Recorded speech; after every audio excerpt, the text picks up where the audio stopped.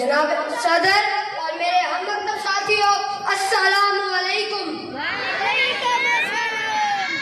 آج مجھے جس موضوع پر لب کشائی کا موقع ملا ہے وہ دراصل مجھ سے ایک بہت بڑا سوال کیا گیا ہے کہ کیا ہم آزاد ہیں؟ جناب اعلیٰ، اس سوال کا جواب لکھنے کے لیے جب میں نے قلم اٹھایا تو میری نگاہوں کے سامنے حق کی بات کرنے پر موت کا تحفہ حاصل کرنے والے صحافی عزیز میمن کی لاش آئی تو پھر میرے دل میں خیال آیا کہ ایسا ایک واقعہ تو ہر وطن، ہر ملک، ہر دیش، ہر مٹی، ہر جگہ ہوتا ہے، لیکن پھر میرے خیالوں میں بچوں کے سامنے سڑک پر زیادتی کا نشانہ بننے والی ماں آئی جس نے میرے قلم کو یہ لکھنے پر مجبور کر دیا کہ ہم آزاد نہیں، ہم اس کے کہتے ہیں کہ اتنے میں ایک بات نے میرے دل کو تسلی دی کہ دیکھو آزاد ملک میں بیٹھ کر ناشکری جیسے الفاظ مت لکھنا۔ ابھی اس بات نے میرے دل کو بہلایا ہی تھا،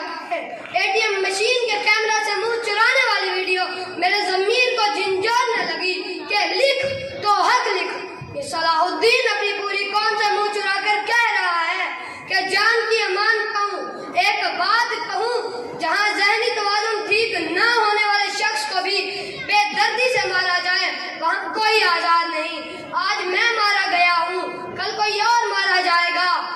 انصاف کا تو سوچنا ہی نہیں، بس مذمت سے کام چلایا جائے گا، بس مذمت سے کام چلایا جائے گا۔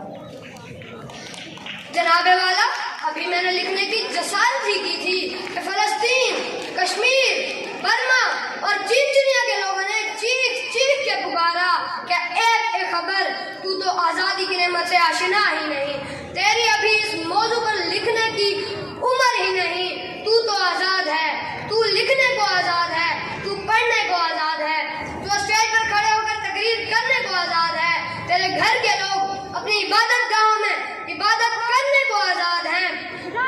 چلو مان لیا 20% لوگ معاشرے میں خرابیوں کی وجہ سے ناانصافی کا شکار ہوئے ہوں گے، ارے تو نشیر و فیروز کے مجمع کے سامنے ان کے لیے آواز اٹھانے اور ان کے لیے حق کی بات کرنے کے لیے آزاد ہے۔ ہمیں تو یہ آزادی بھی نہیں کہ سوچتے ہی میرا قلم ہاتھ سے گرا اور میں نے اس موضوع پر لکھنے سے انکار کیا۔ بہرحال میں اس نتیجے پر پہنچا کہ دونوں پہلو بتا کر فیصلہ آپ لوگوں پر چھوڑا جائے کہ کیا ہم آزاد ہیں۔ السلام۔ میں